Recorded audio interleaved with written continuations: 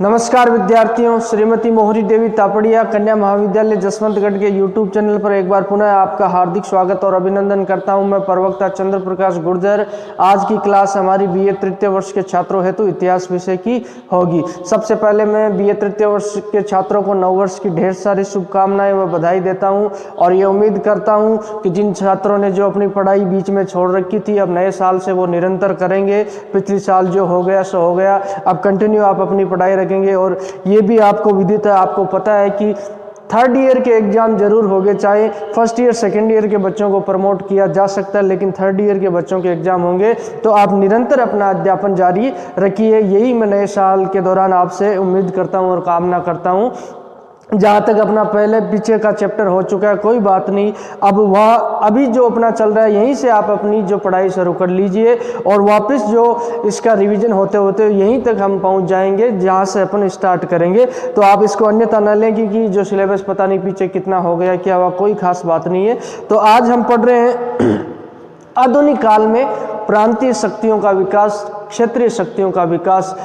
जो मुगल साम्राज्य के पतन के पश्चात ईस्ट इंडिया कंपनी का शासन भारत में होता है, उसी दौरान बात करते हैं तो आधुनिक काल में क्षेत्रीय शक्तियों का विकास कैसे होता है। उसके तहत हमने जो मैसूर राज्य को पढ़ रहे हैं, मैसूर राज्य में जो मैसूर में बात की जाए तो मैसूर में पहले वाडियार वंश का शासन था। वाडियार वंश के शासन के पश्चात जो हैदर अली वहाँ का सुल्तान बन जाता है और किस तरीके से हैदर अली का उत्कर्ष होता है। मैसूर राज्य की ऐतिहासिक पृष्ठभूमि के बारे में हमने पहले पढ़ लिया है। तो आज हम मैसूर राज्य में जो हैदर अली के उत्थान को हमने पढ़ लिया है और किस तरीके से जो केंद्रीय सत्ता, परम सत्ता, जो ब्रिटिश सत्ता होती है ईस्ट इंडिया कंपनी, उसके मध्य और प्रांतीय शासकों और प्रांतीय राज्यों के मध्य संघर्ष होता है महत्वाकांक्षाओं को लेकर और राज सत्ता प्राप्ति को लेकर। जो दक्षिण भारत में जो मैसूर राज्य है, जो कर्नाटक, वर्तमान कर्नाटक राज्य में स्थित है, उसी मैसूर राज्य पे जो हैदर अली का शासन था, मुस्लिम शासक था, और इसके द्वारा किस तरीके से अंग्रेजों से जो संघर्ष किया, उसी की कहानी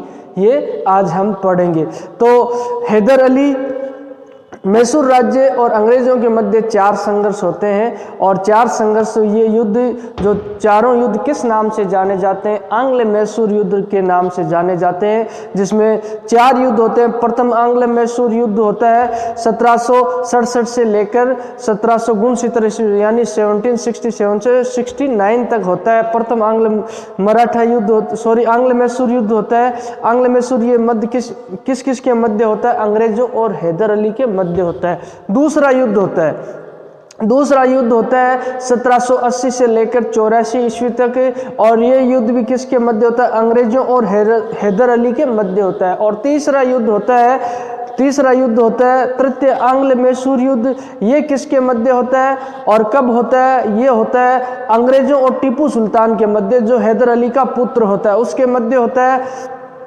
और ये कब होता है? 1790 से 92 ईस्वी में होता है। और चौथा और अंतिम युद्ध होता है, उसके पश्चात मैसूर साम्राज्य का पतन हो जाता है और अंग्रेजी साम्राज्य में इसका विलय हो जाता है।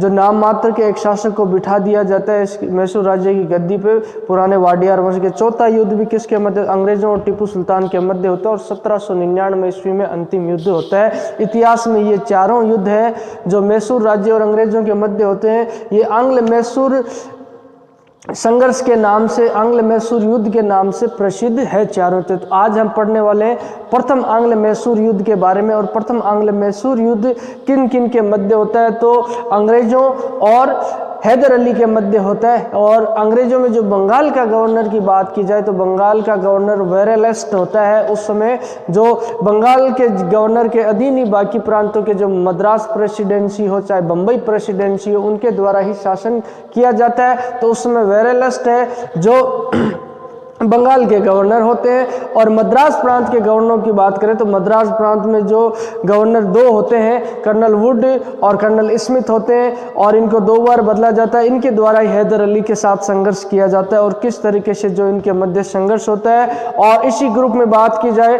तो इन अंग्रेजों के ग्रुप में शुरुआती दौर में निजाम और मराठा भी रहते हैं और अपनी बुद्धिमत्ता का परिचय देते हुए और अपनी काबिलियत योग्यता के अनुसार हैदर अली के द्वारा निजाम और मराठों को अपनी अपनी तरफ बाद में मिला लिया जाता है। तो प्रथम आंग्ल मैसूर युद्ध 1767 ईस्वी से 1769 ईस्वी के मध्य होता है, 2 सालों तक ये चलता है।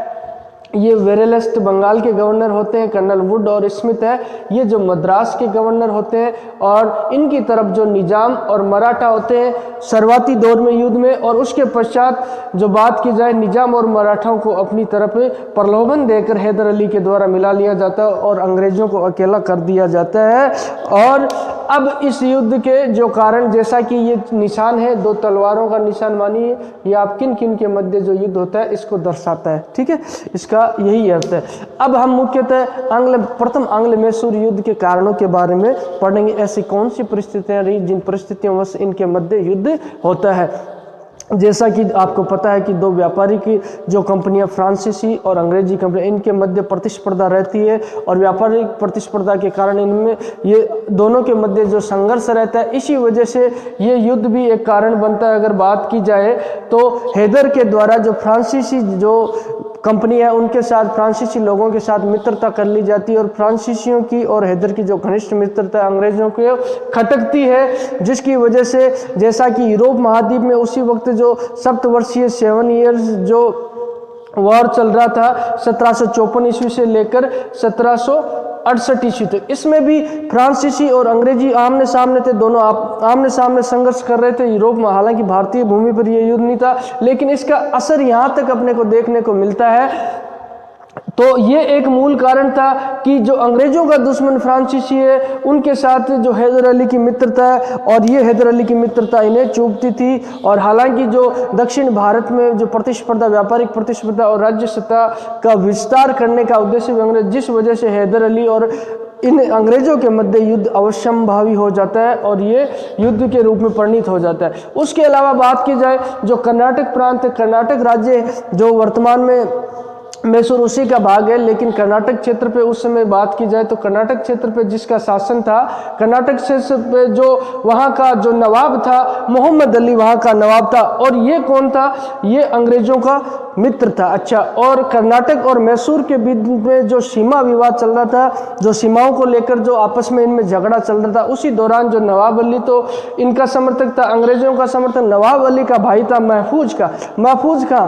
ये महफूज खां जो मोहम्मद अली का दुश्मन था, और महफूज खां का जो समर्थन किसके द्वारा कर दिया जाता है, हैदर अली के द्वारा कर लिया जाता है। हैदर अली इसके भाई का समर्थन करता है, और यही बात इनको नागवार गुजर जाती है अंग्रेजों को और मोहम्मद अली को, और हैदर अली द्वारा इसको जो अपने भाई से झगड़ा करने के पश्चात अपने राज्य में शरण दे दी जाती है। और इसको शरण देने के साथ ही वेलूर जो वहाँ आसपास का क्षेत्र होता है कर्नाटक में, वहाँ पे जो अंग्रेजों के द्वारा अपनी सेना तैनात कर दी जाती है, और इससे जो बात की जाए तो हैदर काफ़ी उत्तेजित हो जाता है और अंग्रेजों के द्वारा हैदर को उत्तेजित किया जाता है, और ये इनके मध्य युद्ध का एक कारण रहता है। उसके अलावा बात की जाए तो 1766 ईस्वी जो मालाबार राज्य है, मालाबार राज्य पे हैदर के द्वारा आक्रमण कर दिया जाता है, और मालाबार राज्य जो मालाबार के जो शासक होते हैं वो अंग्रेजों को मित्र होते हैं। हालांकि अंग्रेजों के द्वारा मालाबार को सहायता इस वक्त नहीं पहुंचाई जाती, लेकिन इसको वो अंग्रेज देखते रहते हैं, और अंग्रेजों जो हैदर के बारे में संशंकित हो जाते हैं, और इस तरह हैदर का किसी न किसी तरीके से हैदर को कुचलने का प्रयास उनके द्वारा किया जाता है। और एक बार जो हैदर के द्वारा भी जो अपनी क्षेत्रीय महत्वाकांक्षा को देखते हुए और अंग्रेजों की महत्व को समझते हुए, अंग्रेजी शक्ति को समझते हुए, हैदर के द्वारा जो अंग्रेजों के पास संधि का प्रस्ताव, मैत्री प्रस्ताव भेजा जाता है, लेकिन अंग्रेजों के द्वारा इस मैत्री प्रस्ताव को ठुकरा दिया जाता है, और कहीं न कहीं ये ठेस जो हैदर अली को लगती है और यही युद्ध के रूप में परिणित हो जाती है। उसके अलावा बात की जाए तो उसी वक्त एक अफवाह फैलती है, उसी वक्त ये अफवाह फैलती है कि हैदर अली है जो निजाम के साथ, ये निजाम कौन होता है, जो हैदराबाद के शासक होते हैं उन्हें निजाम कहा जाता है, कि यहाँ पे जो हैदर अली के द्वारा जो निजाम के साथ मिलकर कर्नाटक पे आक्रमण किया जाने वाला है, निजाम की और हैदर अली की सांठ-गांठ हो जाती है। जब ये अंग्रेजों को इस अफवाह के बारे में पता चलता है तो अंग्रेजों द्वारा क्या किया जाता है, 12 नवंबर 1766 ईस्वी में ये पहुँच जाते हैं किसके पास, निजाम के पास। अरे बोले आप तो उसके साथ मिल गए, हैदर अली के साथ। निजाम ने कहा नहीं, मैं तो फ्री बैठा हूँ, और जब मौका मिलेगा मुझे जहाँ से अच्छा ऑफर आएगा उसी के साथ होऊंगा। तो अंग्रेजों के द्वारा 12 नवंबर 1766 ईस्वी को निज़ाम को अच्छा ऑफर दिया गया। तो अच्छा ऑफर दिया गया तो निज़ाम ने कहा हम तुम्हारे साथ हैं। बोले पीटो हैदर को, कोई बात नहीं, हैदर के विरोध में जो संधि अंग्रेजों से कर ली। और उससे पहले भी जो पेशवा माधव राय, जो मराठों के मंत्री होते, सैन्य मंत्री, उनके द्वारा, माधव राय के द्वारा निज़ाम से संधि कर ली गई थी। निज़ाम हैदराबाद का जो निज़ाम था, इनके द्वारा संधि कर ली हैदर के विरुद्ध। बोले हैदर को पीटना है चाहे कुछ भी हो जाए। बोले ठीक है। इन तीनों ने मिलकर जो त्रिगुट बना लिया, अंग्रेजों ने, निजाम ने और मराठों ने अपना गुट बना लिया और हैदर के खिलाफ अपना गुट बुला लिया। जब हैदर को इन विकट परिस्थितियों में ये पता चला तो हैदर ने सोचा कोई बात नहीं है, इनको तो निपटा देंगे, ऐसी कोई खास बात नहीं है। इनमें तो इनकी तो बस आपसी महत्वाकांक्षाओं के लिए इन्होंने समझौता किया, आपस में बंदर बांट कर रखी है कि मैं ज़्यादा लूँगा तुझे इतना दे दूंगा। तो बोले इनका जो इनके गुट को तोड़ना तो बहुत आसान बात है, इजी बात है। और वास्तव में हैदर ने ऐसा ही किया, अपनी बुद्धिमत्ता का परिचय देते हुए मराठों को तो कहा, बोले अरे बोले उधर क्यों चले गए तुम, क्या पड़ा, उनके पास कुछ नहीं है। बोले ये लो 35 लाख, बोले 35 लाख रुपए ले जाओ, कहाँ फालतू के अंदर पचड़े में पड़ रहे हो। तो मराठों को प्रलोभन दे दिया इसने, हैदर ने। बोले 35 लाख रुपए दूंगा, कहाँ फालतू में लड़ाई झगड़ा करोगे और करोगे। मराठों ने कहा बहुत अच्छी बात है, बोले छोड़ो अंग्रेजों को। बोले क्या पड़ा उनके साथ में। मराठों 35 लाख रुपए नकदी दिए तो मराठे अलग हो गए और हैदर की तरफ यहाँ से खिसक कर यहाँ आ गए। और उसके अलावा निजाम को कहा, अरे बोले तू वहाँ क्या कर रहा है। बोले क्या पड़ा है, उनके पास कुछ नहीं पड़ा है। तो बोले क्या करूं। बोले तू इधर आ जा, तुझे बोले उत्तरी सरकार का जो क्षेत्र है ना, उत्तरी सरकार का, तो वो क्षेत्र तुझे मैं दिला दूंगा। बोले लड़ झगड़ के किन्हीं से, और इनके पैरों में क्या गिर रहा है। बोले तो इस तरीके से इस त्रिगुट का खंडन हैदर अली के द्वारा कर दिया जाता है, अपनी बुद्धिमत्ता का परिचय देते हुए। और मई 1767 ईस्वी, मई 1767 निजाम को अपनी तरफ लेते हुए और निजाम और हैदर की संयुक्त सेना के द्वारा कर्नाटक पर आक्रमण कर दिया जाता है। और इस तरह इनके मध्य प्रथम आंग्ल मैसूर युद्ध की शुरुआत हो जाती है।